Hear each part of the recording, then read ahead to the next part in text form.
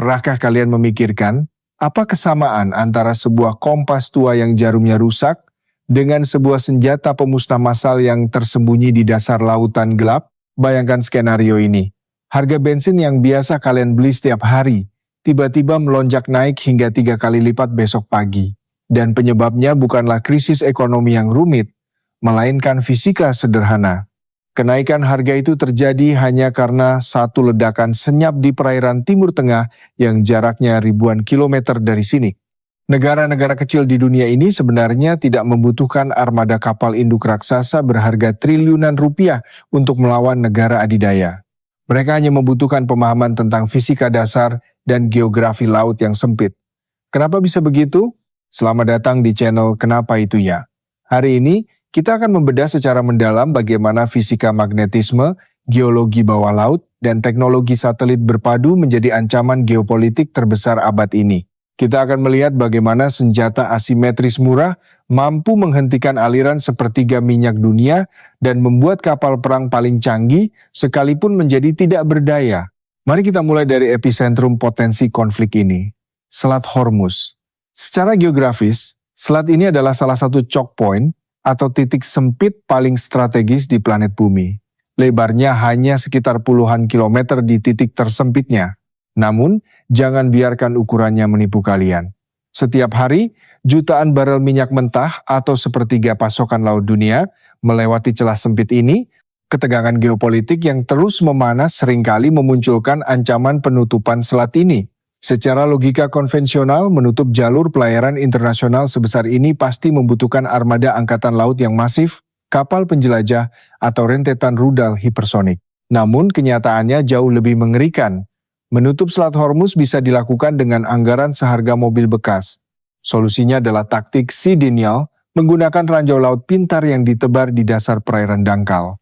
Ranjau ini tidak membutuhkan radar yang memancarkan sinyal, tidak membutuhkan sistem propulsi rudal yang bising, dan sama sekali tidak membutuhkan operator manusia setelah dilepaskan. Mereka hanya berbaring diam dalam kegelapan, menunggu dengan sabar mangsa yang tepat lewat di atasnya. Untuk memahami betapa mematikannya senjata ini, kita harus mundur sejenak melihat sejarah evolusi ranjau laut.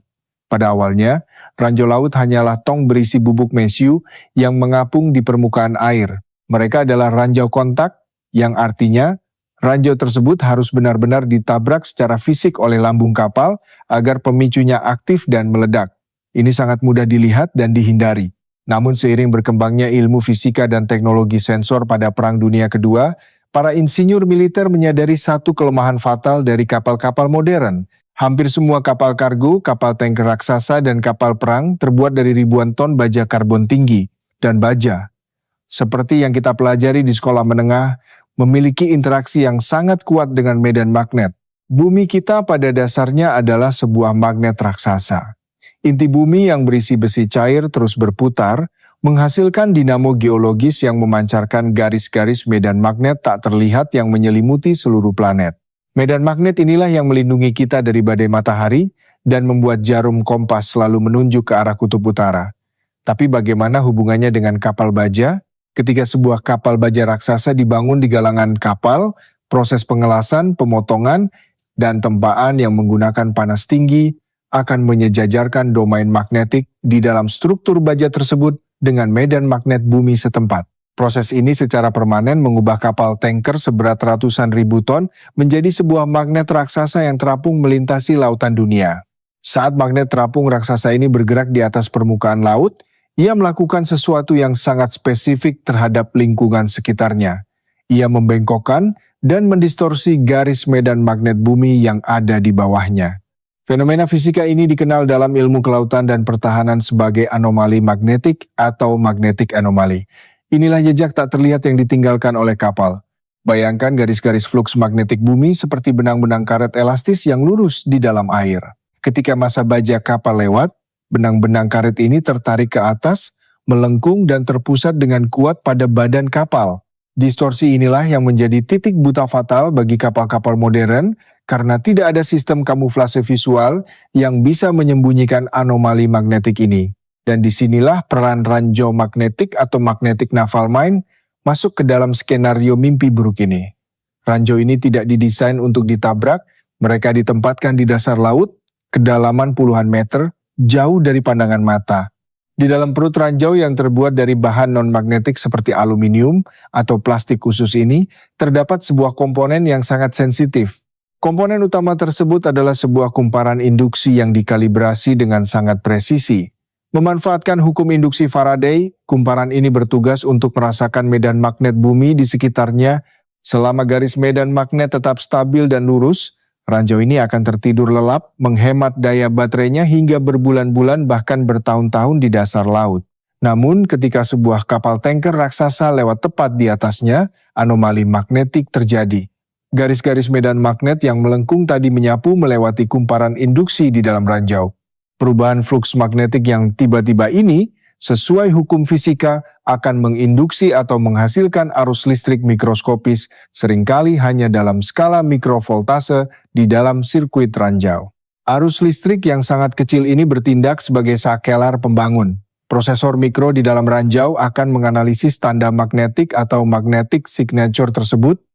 Ranjau pintar modern bahkan bisa membedakan apakah yang lewat adalah perahu nelayan kecil, kapal selam, atau kapal tanker minyak seberat 300.000 ton murni berdasarkan profil kurva voltase yang dihasilkan. Ketika ambang batas voltase yang ditentukan tercapai, yang menandakan bahwa bagian tengah kapal yang paling rentan berada tepat di atas ranjau, sirkuit penembakan atau firing circuit akan aktif. Dalam hitungan milidetik, detonator memicu ratusan kilogram bahan peledak berdaya ledak tinggi. Tapi ledakan di bawah air memiliki fisika penghancuran yang sangat unik dan jauh lebih mematikan. Air tidak bisa dikompresi seperti udara. Saat ledakan terjadi, energi masif menciptakan gelembung gas raksasa bertekanan super tinggi yang mengembang dengan kecepatan luar biasa. Gelembung ini menghantam lunas atau bagian bawah kapal dengan kekuatan yang setara dengan palu godam raksasa. Gelombang kejut pertama ini akan membuat lambung baja kapal melengkung hebat ke arah atas. Namun kehancuran sesungguhnya terjadi pada fase kedua. Gelembung gas raksasa tadi akan dengan cepat menyusut atau kolaps karena tekanan air laut di sekitarnya. Saat gelembung itu runtuh, bagian tengah kapal kehilangan daya apungnya dan jatuh menghantam rongga kosong tersebut, sementara bagian depan dan belakang kapal masih ditopang oleh air. Fenomena ini disebut efek keel breaking. Efek mematahkan lunas ini sangat mematikan. Tulang punggung struktural kapal akan patah menjadi dua bagian akibat tegangan geser yang ekstrem. Sebuah kapal tanker raksasa yang bernilai ratusan juta dolar, membawa minyak senilai puluhan juta dolar, dapat ditenggelamkan hanya dengan satu ranjau dasar laut yang harganya mungkin tidak lebih dari biaya operasional harian kapal tersebut. Kalian mungkin bertanya, kenapa militer tidak membersihkan ranjau-ranjau itu saja dengan kapal perang? Disinilah letak kejeniusan kejam dari senjata ini. Kalian tidak bisa mengirim kapal perusak Aegis yang canggih untuk membersihkan ranjau magnetik. Karena kapal perusak itu sendiri terbuat dari baja. Jika mereka mendekat, mereka justru akan memicu ranjau dan menghancurkan diri mereka sendiri. Oleh karena itu, operasi penyapuan ranjau atau minesweeping adalah salah satu tugas paling berbahaya dan lambat dalam peperangan laut. Angkatan Laut harus menggunakan kapal khusus penyapu ranjau. Kapal-kapal ini memiliki desain yang sangat tidak lazim. Lambung mereka tidak terbuat dari baja, melainkan dari kayu oak tebal, fiberglass, atau paduan non-magnetik khusus agar tidak terdeteksi. Mesin pada kapal penyapu ranjau ini juga dirancang khusus dengan material perunggu atau paduan aluminium rendah magnet. Bahkan, perkakas yang digunakan oleh awak kapal di dalamnya pun terbuat dari material non-percikan dan non-magnetik. Kapal ini bergerak sangat lambat, menarik sebuah perangkat kabel panjang di belakangnya yang disebut magnetic sweep melintasi area yang dicurigai. Kabel penyapu ini dialiri arus listrik searah yang sangat besar, secara artifisial menciptakan medan magnet raksasa yang meniru tanda magnetik sebuah kapal kargo besar. Tujuannya adalah untuk menipu ranjau magnetik di dasar laut agar meledak dari jarak yang aman di belakang kapal penyapu ranjau. Terdengar canggih?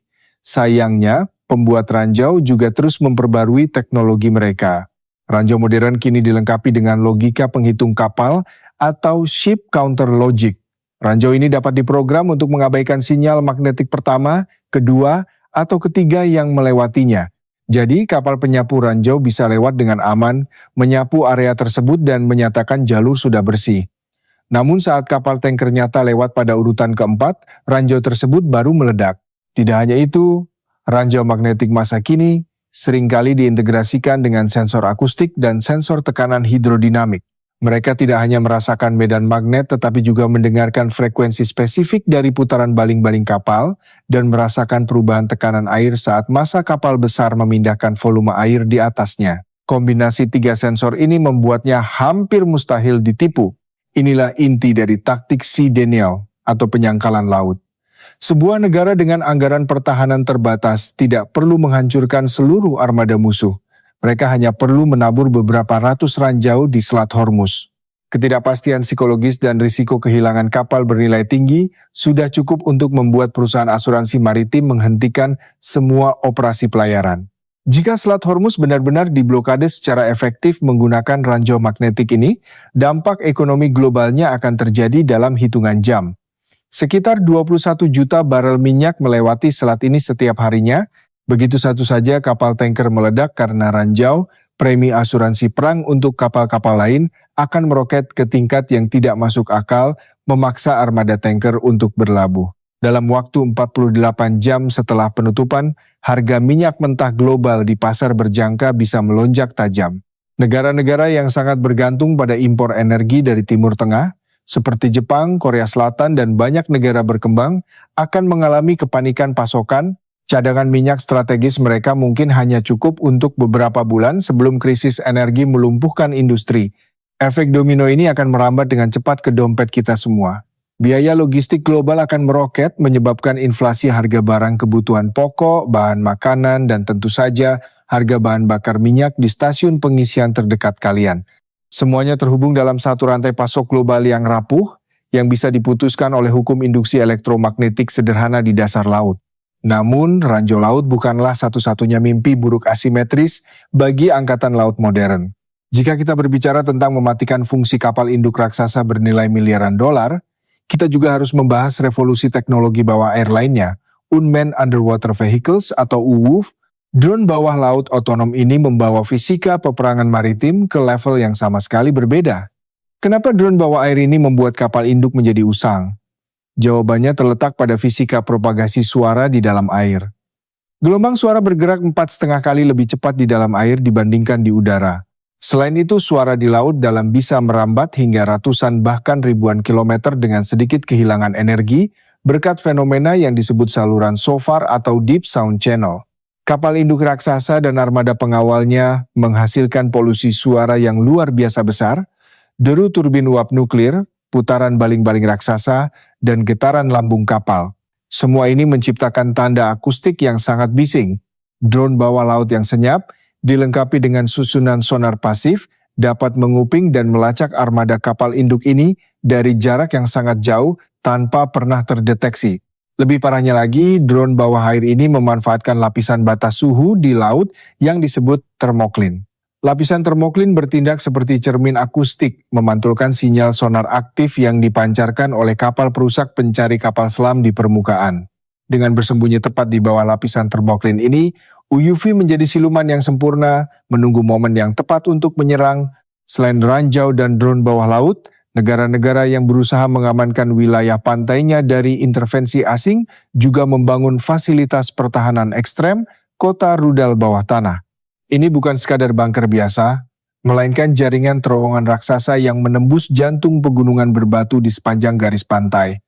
Konsep ini adalah mahakarya geologi dan teknik sipil militer.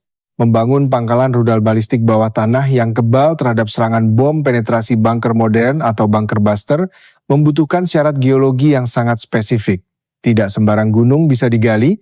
Para insinyur militer mencari formasi batuan beku yang sangat padat, seperti granit atau basal yang terbentuk dari magma vulkanik yang mendingin perlahan jutaan tahun lalu.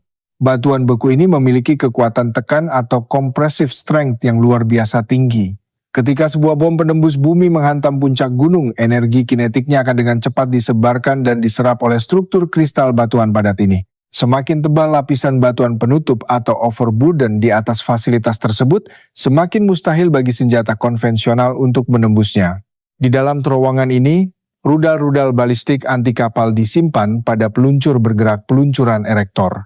Fasilitas ini dilengkapi dengan sistem ventilasi penyaring bahan kimia biologis radiologis atau CBRN, generator listrik independen, dan pegas peredam kejut hidrolik raksasa yang menopang lantai terowongan untuk melindungi rudal dari gempa bumi buatan akibat ledakan di permukaan.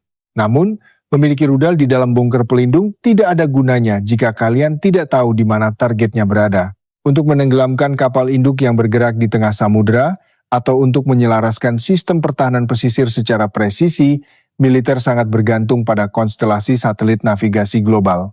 Disinilah persaingan teknologi antara sistem BeiDou dan GPS menjadi sangat krusial. Masalah terbesar dalam navigasi satelit bukanlah jarak, melainkan lapisan atmosfer bumi yang disebut ionosfer. Ionosfer adalah lapisan gas yang terionisasi oleh radiasi matahari penuh dengan elektron bebas. Ketika sinyal radio dari satelit melewati plasma ionosfer ini, kecepatan sinyal tersebut melambat dan jalurnya membelok. Fenomena ini menyebabkan kesalahan perhitungan posisi di permukaan bumi. Untuk mencapai akurasi tingkat sentimeter yang diperlukan untuk memandu rudal hipersonik, sistem navigasi modern harus mengoreksi distorsi ionosfer ini. Sistem GPS konvensional menggunakan model matematika prediktif untuk memperkirakan penundaan sinyal. Namun, sistem satelit BeiDou generasi terbaru mengambil pendekatan teknik yang berbeda dengan memanfaatkan transmisi multifrekuensi secara agresif. Dalam fisika gelombang radio, frekuensi yang berbeda akan mengalami perlambatan yang berbeda pula saat melewati plasma ionosfer. Dengan memancarkan sinyal navigasi pada 2 atau 3 frekuensi yang berbeda secara bersamaan, penerima di bumi dapat membandingkan perbedaan waktu kedatangan antar frekuensi tersebut. Perbedaan ini digunakan untuk menghitung dan menghilangkan kesalahan ionosfer secara waktu nyata. Inilah kunci dari peperangan presisi modern. Selain koreksi ionosfer, militer canggih kini mempraktikkan integrasi multisistem GNSS. Mereka tidak hanya bergantung pada satu konstelasi satelit, dengan menggabungkan data dari satelit BeiDou untuk navigasi dan konstelasi satelit observasi bumi seperti Jilin, satu untuk pencitraan optik resolusi tinggi, mereka menciptakan jaring pengawasan yang tak tertembus. Satelit pencitraan komersial yang dimiliterisasi dapat merekam video 4K dari luar angkasa, melacak pergerakan kapal induk yang sedang berlayar secara real-time. Data visual ini kemudian disinkronkan dengan koordinat presisi sentimeter dari satelit navigasi dan dikirim langsung ke fasilitas rudal bawah tanah. Rantai pembunuhan atau kill chain ini beroperasi hanya dalam hitungan menit. Semua teknologi canggih ini mulai dari rudal hipersonik yang dipandu satelit presisi hingga drone siluman bawah laut membawa kita kembali pada satu prinsip dasar yang menakutkan tentang geopolitik pertahanan, perang asimetris. Kalian tidak perlu menyamai kekuatan musuh secara proporsional. Kalian hanya perlu menemukan titik lemah kritis mereka dan mengeksploitasinya dengan fisika dasar. Kembali ke Selat Hormuz, titik lemah kritis itu adalah geografi dan ketergantungan energi. Tidak peduli seberapa canggih sistem pertahanan anti-rudal sebuah kapal perusak, sistem tersebut tidak berguna melawan medan magnet bumi dan fisika ledakan gelembung air di bawah lunas kapal. Sebuah ranjau dasar laut yang tidak memiliki mesin secara harfiah telah menetralisir keunggulan teknologi adidaya. Melihat lanskap ancaman yang begitu kompleks ini, bagaimana posisi negara kepulauan seperti Indonesia? Kita memiliki Selat Malaka, Selat Sunda, dan Selat Lombok yang sama strategisnya dengan Selat Hormuz. Pengembangan teknik pertahanan dalam negeri atau kemandirian alutsista bukanlah sekadar kebanggaan nasional, melainkan keharusan logis untuk menjaga kedaulatan di tengah perairan yang rawan. Jalur teknologi untuk mengembangkan sistem rudal atau ranjau pintar domestik membutuhkan penguasaan multidisiplin ilmu. Mulai dari metalurgi untuk material casing yang tahan tekanan laut dalam, teknik elektro untuk sensor induksi presisi tinggi, hingga algoritma kecerdasan buatan untuk membedakan tanda akustik dan magnetik kapal sipil dengan kapal perang. Ini adalah ekosistem sains yang rumit. Tanpa kemandirian dalam memproduksi sistem sensor dan komponen panduan, sebuah negara selalu berisiko mengalami embargo suku cadang saat konflik pecah. Oleh karena itu, investasi dalam penelitian fisika terapan, geofisika laut, dan teknik dirgantara di universitas-universitas lokal adalah garis pertahanan pertama yang sesungguhnya. Ilmu pengetahuan adalah perisai paling kokoh dari sebuah bangsa.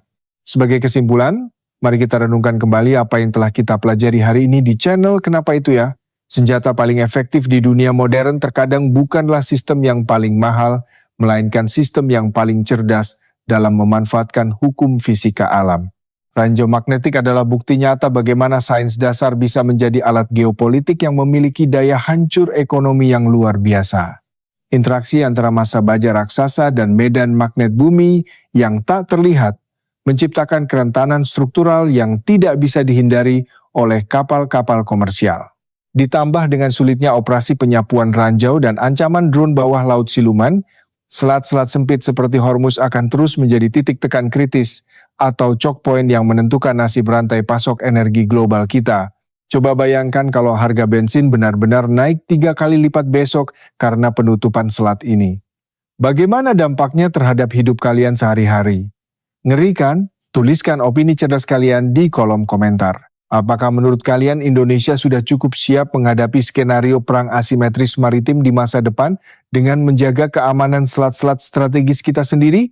Jika analisis mendalam tentang fisika magnetisme dan geopolitik ini membuka wawasan baru bagi kalian, pastikan untuk klik tombol like.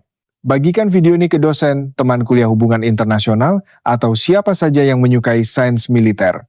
Jangan lupa subscribe channel Kenapa Itu Ya, dan aktifkan lonceng notifikasi untuk terus mengeksplorasi sisi tersembunyi dari cara dunia kita bekerja. Tonton juga video dokumenter kita sebelumnya tentang rahasia kapal selam nuklir dan teknologi propulsi senyap yang muncul di layar akhir sekarang. Terima kasih sudah menonton penjelasan sains dan geopolitik hari ini sampai habis. Teruslah bertanya, teruslah belajar, dan sampai jumpa di analisis mendalam berikutnya hanya di channel Kenapa Itu Ya. Mari kita gali lebih dalam aspek teknis yang jarang dibahas. Bagaimana cara ranjau laut membedakan antara kapal tanker minyak raksasa dan badai laut yang ganas? Badai besar menciptakan gelombang permukaan yang masif, yang juga mengubah tekanan hidrostatik di dasar laut. Jika ranjau hanya mengandalkan sensor tekanan, gelombang badai ini bisa memicu ledakan prematur yang sia-sia. Disinilah algoritma pemrosesan sinyal digital di dalam ranjau bekerja. Sensor tekanan hidrodinamik memantau frekuensi perubahan tekanan. Badai menghasilkan fluktuasi tekanan frekuensi rendah yang terus-menerus dan perlahan. Sebaliknya, kapal yang lewat menciptakan tanda tekanan Bernoulli yang sangat spesifik. Peningkatan tekanan sesaat yang diikuti oleh penurunan tajam saat lambung kapal melintas.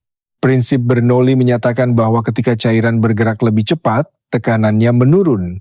Massa kapal yang besar mendorong air di bawahnya untuk bergerak lebih cepat melewati ruang sempit antara lunas dan dasar laut.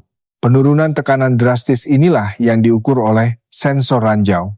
Jika penurunan tekanan ini bertepatan dengan anomali magnetik bumi yang dikonfirmasi oleh kumparan induksi, maka komputer mikro di dalam ranjau mendapatkan kepastian 100% bahwa target yang sah berada tepat di atasnya.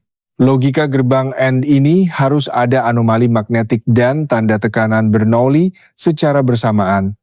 Adalah alasan mengapa ranjau pintar modern sangat kebal terhadap tindakan pengecoh atau umpan palsu. Mereka bereaksi terhadap fisika massa yang tidak bisa dipalsukan. Sekarang pertimbangkan hal ini. Bagaimana jika ranjau tersebut tidak hanya menunggu diam, tetapi bisa bergerak? Ini membawa kita pada ranjau bergerak atau mobile mines. Pada dasarnya, ini adalah hibrida antara torpedo dan ranjau. Mereka dilepaskan dari kapal selam bermil-mil jauhnya, berenang perlahan menggunakan sonar untuk menghindari rintangan, dan menyelinap masuk ke pelabuhan musuh. Setelah mencapai titik sempit strategis yang telah diprogramkan sebelumnya, motor propulsi mereka mati. Mereka tenggelam ke dasar lumpur, mengubah diri mereka menjadi ranjau magnetik standar, dan mulai tertidur menunggu mangsa. Teknologi ini memungkinkan penetrasi ke perairan yang dikontrol ketat oleh musuh tanpa perlu membahayakan kapal penabur ranjau permukaan. Kemampuan hibrida ini sangat mengubah doktrin pertahanan pesisir. Sebuah pelabuhan militer yang dijaga ketat dengan jaring anti kapal selam dan patroli permukaan yang konstan sekalipun, bisa saja tiba-tiba mendapati alur pelayaran utamanya dipenuhi ranjau mematikan dalam semalam. Ini adalah mimpi buruk logistik bagi setiap komandan angkatan laut yang berusaha mempertahankan jalur suplai. Hal ini kembali menyoroti pentingnya keunggulan dalam deteksi bawah air. Negara-negara maju kini menanam jaringan sensor hidrofon raksasa di dasar laut samudra yang dikenal sebagai SOSUS atau Sound Surveillance System. Jaringan ini pada dasarnya adalah sistem saraf akustik raksasa yang membentang melintasi ribuan kilometer kabel serat optik bawah laut. Jaringan hidrofon ini sangat sensitif, sehingga mereka dapat mendeteksi suara putaran baling-baling kapal selam nuklir atau peluncuran ranjau bergerak dari benua yang berbeda. Superkomputer di fasilitas darat kemudian memproses miliaran data akustik ini menggunakan algoritma pengenalan pola untuk memfilter suara paus dan gempa bumi dari suara mesin buatan manusia. Namun meskipun ada sistem deteksi global yang canggih ini, perairan dangkal dan berisik seperti Selat Hormuz atau Selat Malaka tetap menjadi titik buta akustik. Kedangkalan perairan menyebabkan gelombang suara memantul tak terkendali antara permukaan ombak dan dasar laut berbatu, menciptakan gema dan kebisingan latar belakang yang mengacaukan bahkan sonar tercanggih sekalipun. Lingkungan laut pesisir atau littoral zone ini adalah surga bagi peperangan asimetris.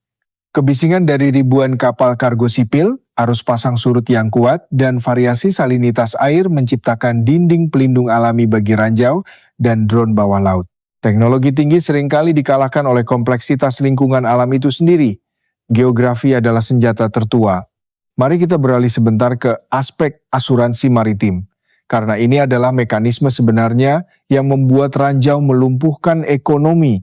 Perusahaan asuransi maritim global yang sebagian besar berpusat di London menggunakan pemodelan risiko matematis yang sangat ketat. Mereka memantau deklarasi zona perang atau war risk area yang dikeluarkan oleh otoritas maritim internasional. Jika sebuah selat dinyatakan sebagai zona risiko perang karena adanya ancaman ranjau magnetik, premi asuransi untuk lambung kapal dan mesin, serta asuransi kargo, tidak naik secara bertahap. Mereka melonjak secara eksponensial dalam semalam. Biaya tambahan ini, yang disebut War Risk Premium, dibebankan per perjalanan dan bisa mencapai jutaan dolar untuk satu kapal tanker. Banyak pemilik kapal komersial akan memutuskan bahwa risikonya terlalu tinggi dan menolak mengirim kapal mereka memasuki selat tersebut terlepas dari seberapa besar bayarannya.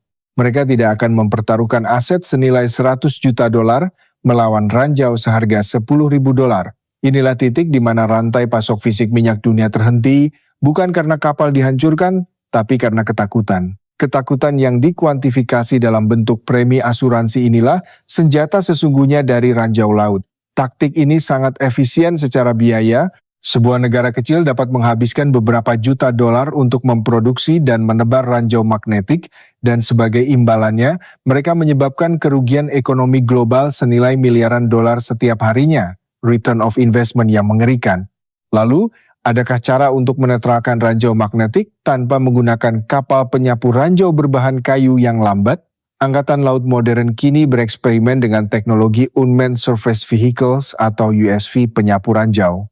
Ini adalah perahu tanpa awak bersenjata laser atau peledak kecil yang dikendalikan dari jarak jauh untuk menemukan dan meledakkan ranjau. Drone permukaan laut ini dilengkapi dengan sonar pencari ranjau resolusi tinggi yang dapat memetakan dasar laut dengan presisi sentimeter. Ketika objek anomali yang menyerupai ranjau ditemukan, USV melepaskan robot bawa air kecil yang disebut Mine Disposal Vehicle. Robot sekali pakai ini akan berenang mendekati ranjau, menempelkan muatan peledak C4, dan meledakkannya dari jarak aman.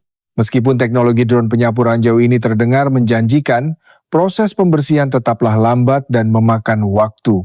Memindai dasar laut yang luas dengan sonar frekuensi tinggi, ibarat mencari jarum di tumpukan jerami dalam kegelapan gulita.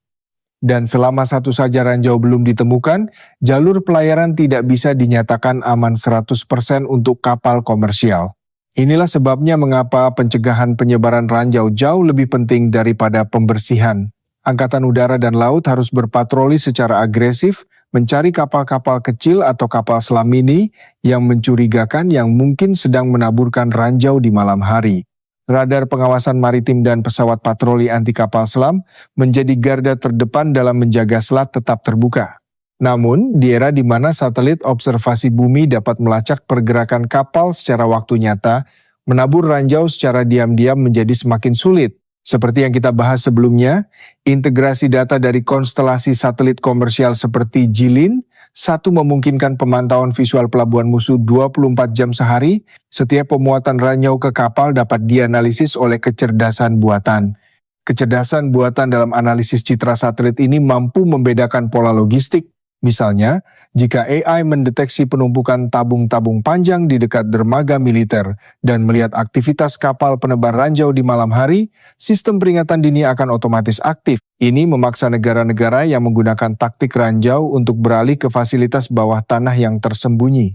Hal ini membawa kita kembali ke konsep kota rudal bawah tanah yang kita bahas di pertengahan video. Fasilitas bawah tanah yang menembus pegunungan granit pesisir ini tidak hanya menyimpan rudal balistik, tetapi juga menjadi tempat perakitan dan penyimpanan aman untuk ribuan ranjau pintar dan torpedo. Mereka adalah benteng logistik yang kebal terhadap pengawasan satelit optik. Dari fasilitas bawah tanah rahasia ini, ranjau dapat dimuat langsung ke kapal selam mini atau drone bawah laut otonom melalui terowongan yang terhubung langsung ke dasar laut dalam. Dengan cara ini, seluruh siklus penyiapan dan penyebaran senjata asimetris ini terjadi di bawah radar, di bawah permukaan laut, dan sepenuhnya di luar jangkauan sensor musuh. Jadi, kita melihat sebuah ekosistem peperangan asimetris yang utuh dan sangat canggih. Mulai dari pemanfaatan fisika magnetisme bumi untuk memicu ledakan, penggunaan lapisan termoklin untuk menyembunyikan drone, integrasi satelit Beidou, multifrekuensi untuk presisi rudal, hingga perlindungan geologis pegunungan batuan beku untuk menyembunyikan logistik militer. Semua elemen fisika, geologi, dan astronomi ini dirajut menjadi satu strategi utuh yang bertujuan untuk satu hal, mengontrol choke point maritim.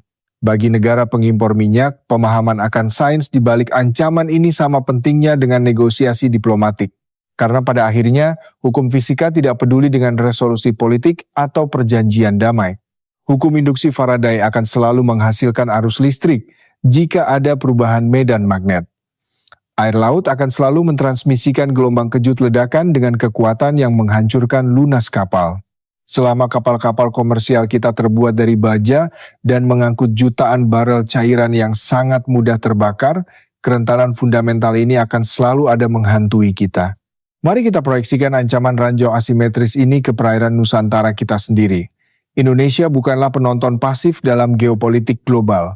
Kita adalah penjaga gerbang antara Samudra Pasifik dan Samudra Hindia. Selat Malaka, misalnya, adalah salah satu jalur pelayaran tersibuk di dunia, bahkan melebihi Selat Hormuz dalam hal tonase kargo umum dan manufaktur. Karakteristik kedalaman laut di perairan barat Indonesia relatif dangkal, yang secara oseanografi sangat ideal untuk penempatan ranjau dasar laut. Jika terjadi konflik di kawasan Asia Pasifik, pihak-pihak yang bertikai mungkin akan mencoba menyangkal penggunaan selat-selat kita oleh armada musuh mereka, menempatkan ekonomi Indonesia langsung di garis tembak. Oleh karena itu, penguasaan teknologi sensor magnetik, akustik, dan pembuatan kapal penyapu ranjau non-magnetik di galangan kapal dalam negeri adalah keniscayaan. Kita tidak bisa hanya bergantung pada pembelian alutsista dari luar negeri yang sistem kodenya mungkin dikunci atau dibatasi kemampuannya oleh negara produsen saat kita paling membutuhkannya. Membangun kemandirian teknologi pertahanan menuntut sinergi antara universitas yang meneliti fisika material, industri baja nasional, dan lembaga riset militer. Mengembangkan algoritma kecerdasan buatan untuk menganalisis anomali magnetik bumi di wilayah khatulistiwa yang memiliki karakteristik medan magnet unik berbeda dengan wilayah lintang tinggi adalah tantangan sains yang nyata. Penelitian tentang degaussing atau demagnetisasi kapal juga sangat penting. Degaussing adalah proses memasang kumparan kabel listrik raksasa di sekeliling lambung kapal perang. Dengan mengalirkan arus listrik spesifik, kapal dapat membatalkan atau menetralkan tanda magnetik bawaannya, membuatnya tak terlihat oleh ranjau magnetik dasar laut. Ini adalah penerapan langsung hukum Ampere. Namun, sistem degaussing ini sangat kompleks, memakan banyak daya listrik kapal, dan harus terus dikalibrasi ulang setiap kali kapal berpindah ke belahan bumi yang berbeda karena variasi medan magnet bumi global. Sains selalu membutuhkan pemeliharaan dan adaptasi konstan. Tidak ada solusi teknologi yang bersifat magis dan permanen dalam peperangan laut. Mari kita rekap kembali poin-poin krusial yang telah kita urai. Pertama, Selat Hormuz adalah urat nadi energi global yang sangat rentan karena geografinya yang sempit. Kedua, kapal tanker baja raksasa secara alami bertindak sebagai magnet terapung yang mendistorsi medan magnet bumi. Ketiga, ranjau magnetik memanfaatkan distorsi ini untuk memicu ledakan penghancur lunas dari bawah. Keempat, operasi penyapuan ranjau sangat berbahaya, lambat, dan memerlukan kapal non-magnetik khusus berbahan kayu atau fiberglass. Kelima, penutupan selat akan memicu efek domino inflasi global karena melonjaknya premi asuransi maritim. Dan keenam, teknologi asimetris ini didukung oleh infrastruktur canggih seperti drone bawah laut dan jaringan satelit navigasi. Ada ironi yang puitis sekaligus mengerikan dalam semua ini. Umat manusia telah mengembangkan satelit yang bisa memetakan bintang dan reaktor nuklir yang bisa memberi daya pada kota raksasa. Namun ekonomi global kita yang sangat kompleks ini masih bisa disandera oleh kumparan kawat tembaga sederhana, baterai, dan hukum induksi yang ditemukan oleh Michael Faraday di abad ke-19. Ini adalah pengingat bahwa dalam perlombaan senjata teknologi tinggi, sains dasar yang diterapkan dengan cerdas dan mematikan pada kelemahan struktural musuh akan selalu memiliki tempat. Geopolitik bukanlah sekadar catur politik di atas kertas, ia adalah benturan nyata antara geografi laut, rantai pasok logistik, dan hukum-hukum fisika yang tak terbantahkan. Bagaimana menurut kalian? Apakah negara-negara besar pada akhirnya akan menemukan solusi teknologi absolut untuk menetralisir ancaman ranjau magnetik asimetris ini? Atau apakah laut dangkal akan selalu berpihak pada taktik perang gerilya bawah air? Diskusi cerdas kalian selalu menjadi bagian terbaik dari channel ini, jadi pastikan kalian meramaikan kolom komentar di bawah. Dukungan kalian sangat berarti bagi kelangsungan channel dokumenter sains populer ini. Membuat analisis mendalam yang menggabungkan fisika terapan, oseanografi, dan geopolitik membutuhkan waktu riset yang panjang. Jika kalian menghargai dedikasi ini, klik tombol like sekarang juga. Itu membantu algoritma menyebarkan ilmu pengetahuan ini ke lebih banyak orang yang haus akan wawasan. Dan pastikan kalian sudah menekan tombol subscribe. Di video mendatang, kita akan membongkar misteri sains lainnya, mulai dari fisika di balik senjata laser pertahanan udara, hingga bagaimana satelit cuaca digunakan sebagai instrumen spionase lingkungan. Alam semesta penuh dengan teka-teki, dan tugas kita adalah membedahnya satu persatu menggunakan nalar dan sains. Sains bukan sekadar rumus di papan tulis kelas fisika. Sains adalah pedang tak terlihat yang membentuk perbatasan negara, menggerakkan roda ekonomi, dan menentukan arah sejarah peradaban manusia. Memahami sains berarti memahami bahasa rahasia dunia tempat kita tinggal. Sekali lagi, terima kasih telah meluangkan waktu berharga kalian bersama Kenapa Itu Ya. Jangan ragu untuk membagikan tautan video ini ke grup diskusi atau teman-teman yang memiliki ketertarikan yang sama. Pengetahuan akan semakin kuat ketika ia dibagikan dan diperdebatkan secara sehat. Tetaplah memiliki rasa ingin tahu yang tak terbatas. Karena ketika kita berhenti bertanya kenapa, kita berhenti berkembang. Sampai jumpa di episode dokumenter mendalam berikutnya. Tetap aman, tetap cerdas, dan biarkan sains memandu rasa penasaran kalian. Silakan klik salah satu video yang muncul di layar kalian sekarang untuk melanjutkan perjalanan intelektual ini. Ada banyak rahasia teknologi militer dan fenomena alam yang sudah kita bahas tuntas di playlist channel ini. Apakah kalian ingin tahu bagaimana kapal selam nuklir bisa bertahan berbulan-bulan di bawah air tanpa pernah muncul ke permukaan? Atau bagaimana satelit mata-mata resolusi tinggi membaca plat nomor mobil dari luar angkasa? Semuanya ada di sini. Pilih topik yang paling memicu rasa penasaran kalian. Kami telah menyusun materi-materi terbaik untuk memastikan waktu menonton kalian selalu dipenuhi dengan wawasan berkualitas tinggi yang tidak akan kalian temukan di tempat lain. Terima kasih dan selamat menjelajahi dunia sains bersama Kenapa Itu Ya.